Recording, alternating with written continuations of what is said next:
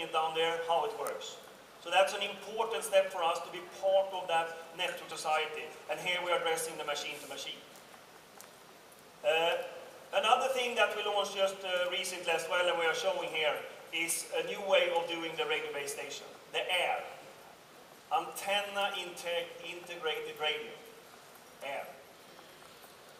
That's when we combine the antenna and the radio in order to be even more efficient.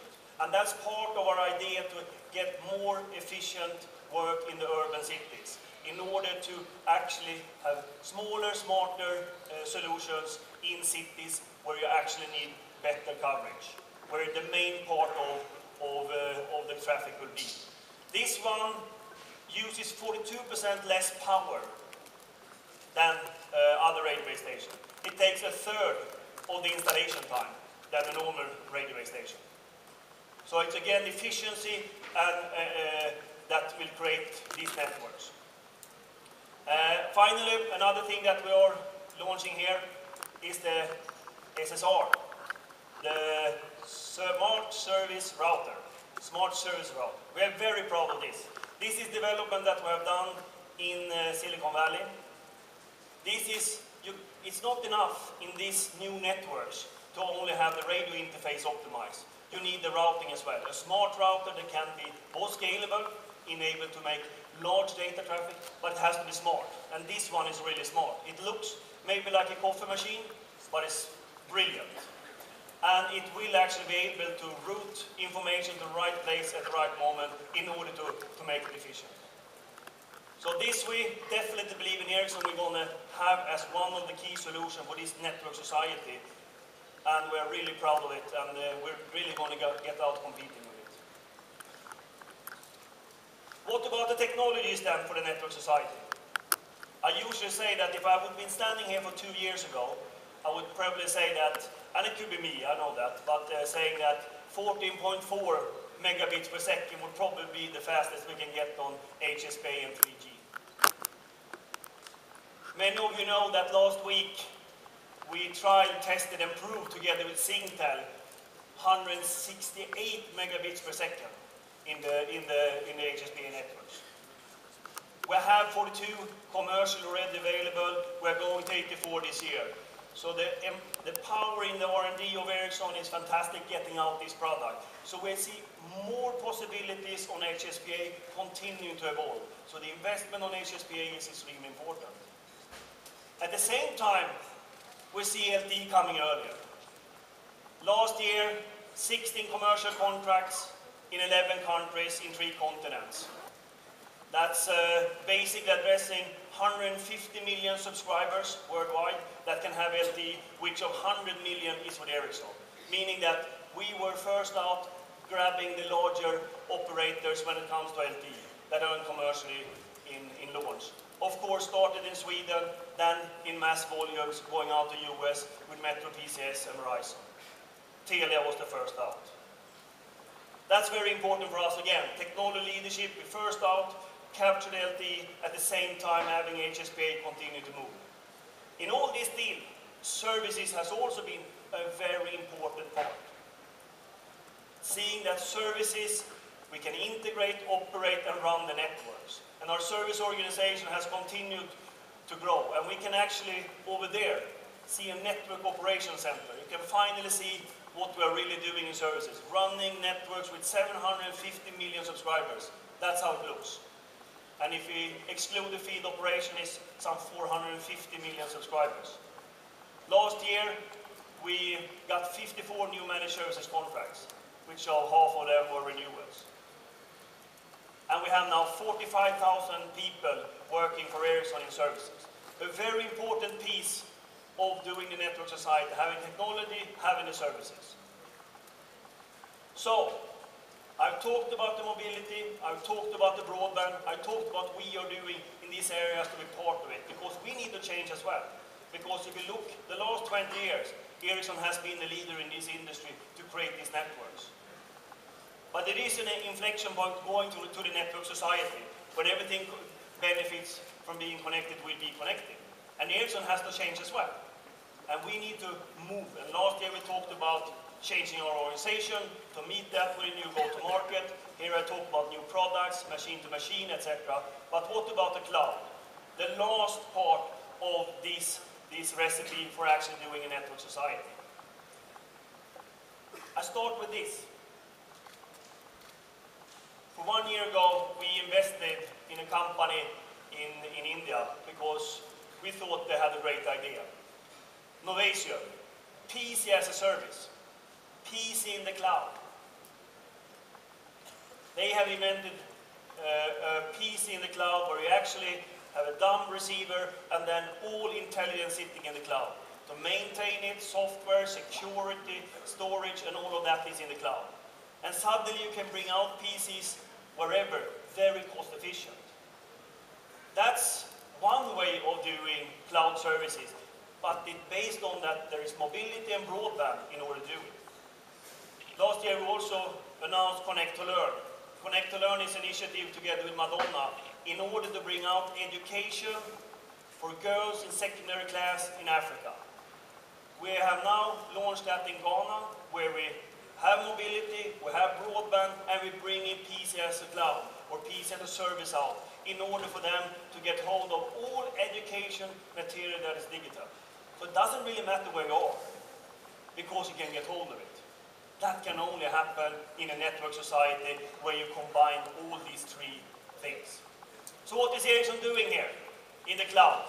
Cloud service we have done for quite a while. For some of you that attended Mobile World Congress for some 6-7 years ago, we talked a lot about hosting. We host our application, we host our prepaid, etc. We have eStore that we talked about last year. That's a hosted solution where operators are running the application. We have IPX, the content settlement. We're also building clouds. With our service organization, we are optimizing clouds and data services. And we do it with Hutch in Italy, where we put together the data centers. We're doing it in Turkey, we're doing it in Spain with operators. So our service organization are building clouds. And finally, we're connecting clouds. And that's probably most important, because we connected clouds by having superior performance in our networks. And it will only happen if you have superior networks. And this morning, we announced yet another step to actually connect clouds, and seeing that information and content is coming to its end receiver. This morning we announced an exclusive agreement with Akamai, the world's largest content delivery network company, whereby Ericsson, together with Akamai, will actually deliver content to the end user. So how does it really work? Think about 5 billion mobile broadband users. They need to get their content at the right place at the right time.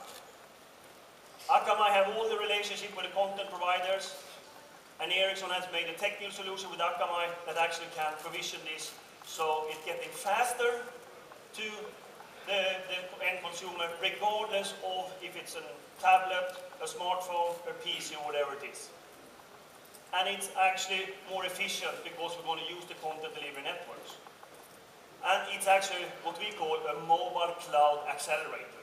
Seeing that we have the same experience we had on the fixed networks, we are now bringing on mobility. Because the main part of the access to the internet over time is actually going to be on mobility. Because there's going to be so many more mobile users than fixed users.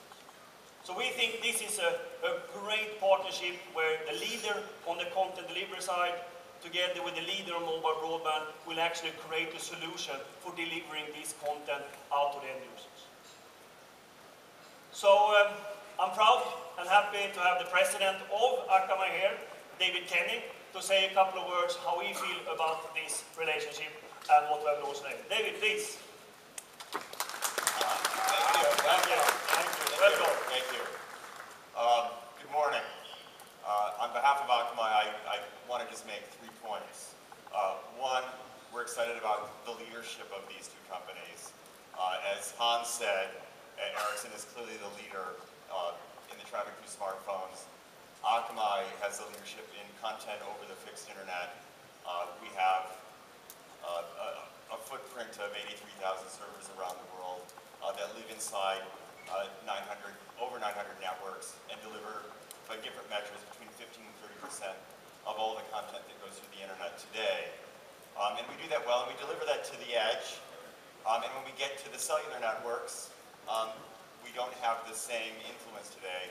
And together, technically, we've been able to solve that so that end-to-end, the content will get all the way to the end users and give them a real experience. And we believe in this potential of a true broadband mobile internet, but that takes acceleration security that we can solve together. Secondly, I think we're excited about making this work for our customers. Akamai's customers are 130,000 of the most important domains on the internet. We have all 30 of the top 30 media and entertainment companies. We have 95 of the top 100 e-commerce customers. We have the majority of cloud applications for businesses that live on the internet today. All of our customers see the importance of mobility. It's true we use Wi-Fi for part of it, but they see the dream of truly using all spectrum to reach customers at all times, everywhere. And this is an important need that our customers have been asking for, and we believe this technical linkage between Akamai and Ericsson is going to make that happen. And thirdly, I'm most excited about innovation. I've been doing this for a while now. To me, cloud computing today looks a lot like the internet did in 1995. We know it's big, we've got some early successes. We can't even imagine what's possible when people can be networked all the time, everywhere, every person. And we believe there's a lot of innovation that's going to come from customers we already have and shared customers we're going to get together in order to really make this a possibility. So we think this is just the beginning of a great foundation for innovation and growth. So it's a thrill to be here. It's a thrill to connect with Ericsson and watch this space. We're going to make this mobile broadband, mobile cloud a reality. Thank you.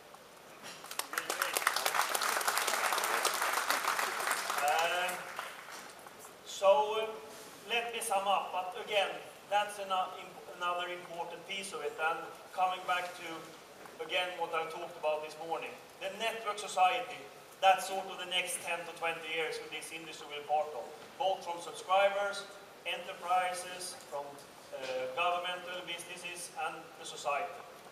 The three forces that are the most important to be part of and to see that you're actually developing are the mobility, the broadband, and especially the mobile broadband, and finally the cloud. Hopefully I have told you a little bit what I think that Ericsson needs to do to be the leader for the next 10 to 20 years again, in the mobility space, in the broadband and mobile broadband, and what we now are doing in the cloud. I'm excited, and I think that my organization is extremely excited for the things that we're going to discuss with our customers here, and all the products that we have, everything from technology, services, applications, and our devices, SD Ericsson and Sony Ericsson.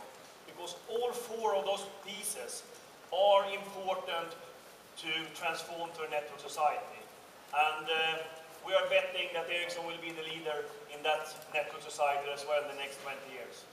Thank you very much.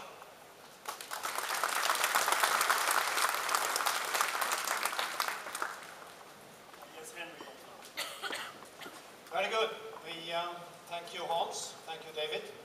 We have 15 minutes for Q's and A's, and we have microphones around in the room. And I know that there are people moving around. I need a microphone in front here. Why don't we start on the front row? Microphone number 6, please, Mark. Okay, thank you. Good morning, everyone. Mark Su from RBC Capital Markets. Hans, maybe with the data traffic accelerating and carriers starting to monetize the network, and also this new arrangement with Akamai, all the new things that you're doing, do you feel that maybe we're at the turning point, inflection point of the industry where the revenue growth for the industry might start to increase, we're adding more value, and subsequently the margins for networks can also improve down the road? I think that the biggest growth opportunity for operators by far is broadband and mobile broadband, and that is clearly seen more.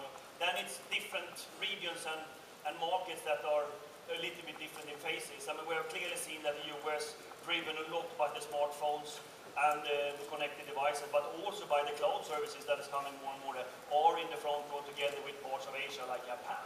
So, and that we have also seen in our business, that's have been the fastest growing. At the same time, of course, we have modernization work on the networks where you actually create the base foundations for those networks in Europe, for example. And we all know in our business model is that when you create sort of the footprint, that's when the toughest competition is. So we have a little bit of both, but definitely the mobile broadband was already last year the product that was growing the fastest. But we have the decline on our voice-related product, and that's of course when you see the different type of growth foundations that mobile broadband is growing and voice is coming down when it comes to investment. So it has been sort of those two going apart, but ending in the fourth quarter we came back to growth, and that was definitely because of mobile broadband and the things around it. Very good.